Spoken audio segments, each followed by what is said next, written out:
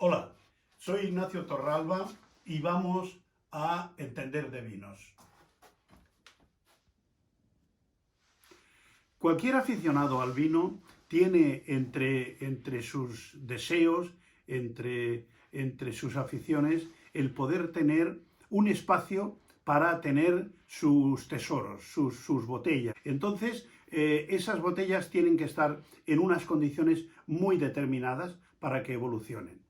El vino, cuando sale de las bodegas, es un producto acabado, pero al igual que en el restaurante, cuando pides una carne, te preguntan si la quieres poco hecha o muy hecha, también el vino puedes tomarlo más joven, con menos crianza, o bien le puedes dar más crianza para que aumente esa evolución y se enriquezca de matices. Eso es lo que se llama la crianza reductora o crianza en botella. La crianza en barrica enriquece el vino, le da matices, y la crianza en botella, la crianza reductora, en ausencia de oxígeno, le da al vino finura, lo pule, lo afina. Entonces, ese afinamiento que se produce a base de estar un tiempo en la botella, también depende de la calidad del vino y de la calidad de la cosecha, puede evolucionar durante más tiempo o menos. Y eso es lo que vamos a tratar en este tema. No todos los vinos tienen la misma capacidad de envejecer. Si cogemos un vino que se ha elaborado para vino joven y lo guardamos durante mucho tiempo, lo normal es que ese vino caiga en picado al cabo de 2, 3 años. La vida de un vino elaborado para ser un vino joven es obviamente corta. En cambio, los vinos que ya tienen crianza oxidativa, crianza en barrica, durante los periodos que marca el Consejo Regulador o que cree conveniente el bodeguero, le dan al vino unas características para que realmente pueda envejecer. Hay que guardar vinos con capacidad de envejecer, no vinos que se hayan elaborado para ser bebidos jóvenes. Es por ello que los vinos blancos son para beber en sus 2 o 3 años siguientes al de la producción, salvo que se trate de vinos blancos fermentados en barrica, de producción de viñas con poca producción, viñas más bien viejas. Entonces, estos vinos blancos pueden tener una evolución relativamente larga. Los vinos rosados, salvo alguna anécdota de vinos rosados que tienen crianza, son raros y escasos, la vida del vino rosado se mide en meses, porque en general muchas bodegas los tienen después de elaborar en una cuba de acero inoxidable a 4 grados de temperatura y van embotellando a medida que les van pidiendo.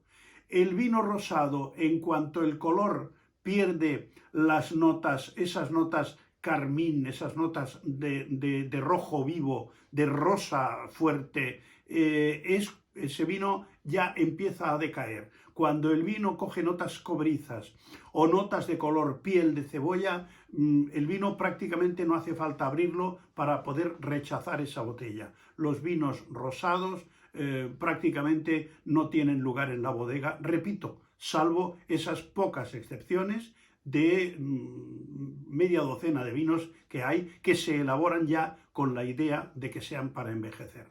Ahora, en los vinos tintos sí que tenemos las grandes familias de vinos jóvenes, vinos de crianza y vinos de reserva. Cuando se produce una añada extraordinaria o simplemente buena, es cuando vale la pena localizar 1 o 2 bodegas de las que tengamos buenas referencias y comprar, pues eso, alguna cajita o algunas cajitas según tus posibilidades económicas y según el espacio que tengas para guardarlas. ¿Por qué?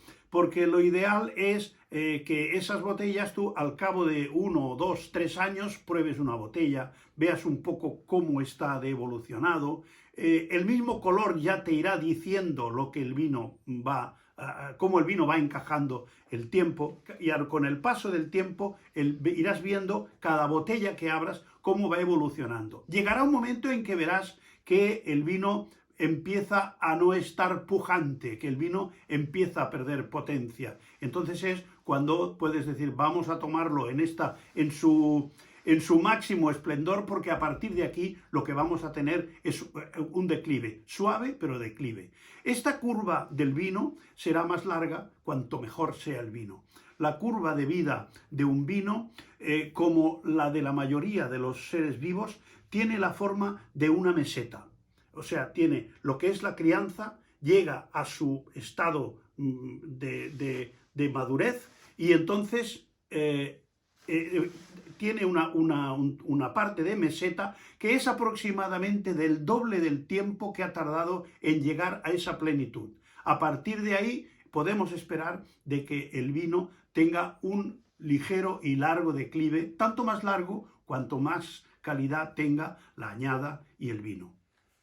Lo primero que tenemos que plantearnos a la hora de planificar una bodega es si va a ser pequeña, mediana o grande.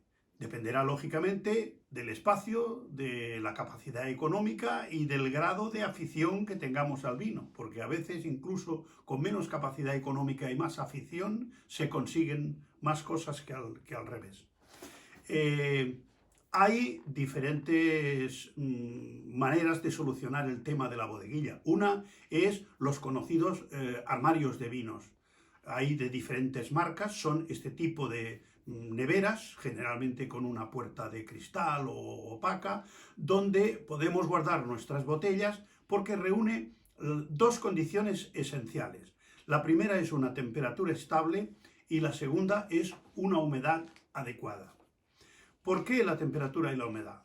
La temperatura estable impide que el vino tenga dilataciones y contracciones, porque esas dilataciones y contracciones son las que pueden perjudicar al vino, porque puede incluso el vino llegar a salir por algún pequeño poro del corcho, y cuando el vino tiene la contracción puede entrar aire del exterior contaminado con esporas, con bacterias, con olores indeseables del exterior. En cuanto a la humedad, también tiene efecto, porque si la humedad es alta, el corcho criará moho, con lo cual a la que haya algún pequeño trasiego, alguna pequeña dilatación que aspire o expire de la botella, eso nos va a contaminar el interior de la botella. Y otro segundo aspecto es que si la humedad es excesivamente baja, veremos cómo incluso las etiquetas se despegan de la botella por falta de humedad. Y el propio corcho también puede, la parte que no esté en contacto con el vino, también puede contraerse y malograr el trabajo que tiene que hacer el corcho, que es evitar que el vino sufra entradas y salidas de la botella por diferencias de temperatura. Estas son las dos condiciones esenciales, la temperatura y la humedad. Desde luego hay una tercera que es fundamental, y es que no haya olores, que donde se almacene el vino para su envejecimiento, para su guarda, no haya olores, no haya pinturas, no haya disolventes, no haya barnices, ni productos que tengan olores ni penetrantes ni no penetrantes, que no haya ningún olor que pueda afectar al vino. Estas tres condiciones son fundamentales, y eso generalmente las debe cumplir una bodeguilla a rajatabla si no queremos que nuestros vinos, cuando los abramos, nos den una terrible mala sorpresa, y es que ese vino esté contaminado, que esté muerto, que esté estropeado. En el armario de vinos no hay problema, porque todos tienen un motor que es especial porque no vibra, no tiene vibraciones. Por lo tanto, esas vibraciones podrían perjudicar también al vino, y desde luego tenemos controlada la temperatura, la humedad y la ausencia de olores. Ahora, si tenemos una bodeguilla en un espacio físico, en una habitación, en un sótano, tenemos la obligación inexcusable de poder controlar estas tres constantes que hablamos: la temperatura, la humedad y los olores. Para eso tenemos que tener, en primer lugar, si se trata de una cava subterránea, generalmente el no tener ninguna pared a la que le dé el sol por el exterior, o que podamos tener una fuente de calor, de motores o de cualquier otro tipo, esto ya es una garantía. La humedad, la temperatura, es más importante que sea muy estable que sea muy fría o muy calurosa. Lo importante es una temperatura media. La temperatura perfecta para la conservación de los vinos es alrededor de los 12 grados. Otra cosa son las temperaturas de servicio. La temperatura de servicio hablaremos en otro vídeo, pero en general suelen ser diferentes para cada tipo de vino. La temperatura a la que mejor se conserva el vino y envejece es una temperatura fresca, pero no excesivamente fría. El poder controlar la temperatura, poder controlar la humedad y poder controlar los olores es lo que hace de una bodega que sea viable. La humedad se puede controlar generalmente cuando hablamos de espacios físicos, digamos de obra, habitaciones, sótanos, etc., mediante una extracción de aire a base de un extractor, tipo extractor de cocina o de otro tipo, con un programador eléctrico que lo ponga en marcha X minutos cada X horas. Con eso generalmente podemos tener controlado el grado de humedad. Lo ideal es que no baje del 60% y no suba del 80%. En esa franja del 60 al 80%, las botellas no suelen tener ningún problema. Y desde luego, huyamos de tener en la bodega, esto es importantísimo, la típica bota con el vinagre de las botellas de vino que se nos estropean. Está muy bien tener una botita de vinagre, pero cuanto más lejos de la bodega, mejor. Ese olor de vinagre que flota en el aire, cuando haga frío en la bodega, el vino se va a encoger y va a aspirar pequeñas partículas de esas bacterias acéticas que nos van a estropear el vino y lo vamos a tener que tirar. Por lo tanto, la botita del vinagre podemos tenerla, pero en el otro extremo de la casa. La bodega tiene que ser tanto más buena cuanto más larga preveamos la estancia de los vinos. Una bodega para estancias cortas no tiene por qué tener unos requisitos que se cumplan tan a rajatabla. Puede ser un poco más laxa esa medida. En cambio, si es para estancias largas, lo ideal es que la bodega sea en ese mantenimiento de constantes lo más estable posible. Después hay, a la que empezamos a tener una cantidad de botellas considerable, hay un elemento que se hace imprescindible, que es el libro de bodega, el famoso libro de bodega, donde apuntas entradas y salidas, y últimamente hay determinadas aplicaciones informáticas que mediante el móvil o una tablet puedes tener un control perfecto de las existencias de la bodega, y además puedes controlar perfectamente las añadas, las denominaciones de origen, los precios de compra, las anotaciones que vas haciendo a medida que vas bebiendo ese vino, etcétera, etcétera. Obviamente, en la bodega vamos a guardar vino, pero hay otras bebidas, como son los destilados, los licores, los vinos generosos, que también son susceptibles de guardar en la bodega. A veces tenemos pequeñas joyitas de olorosos, de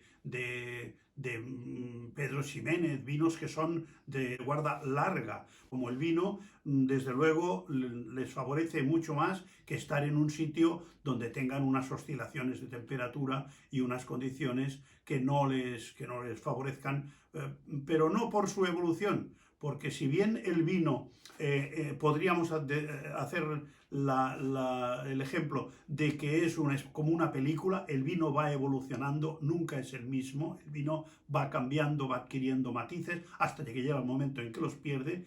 En el caso, por ejemplo, de los destilados, estamos hablando de una fotografía. Un whisky será ese whisky, hasta que la botella no se abra o no se rompa. Puede ser que en algunas condiciones determinadas las condiciones de luz hagan que el color pueda oscurecerse un poquito, pero en cuanto a cualidades organolépticas prácticamente no va a tener cambios. Pero están muy bien esos productos también junto con su primo hermano mayor, que es el vino, sobre todo el vino tinto, los vinos de guarda.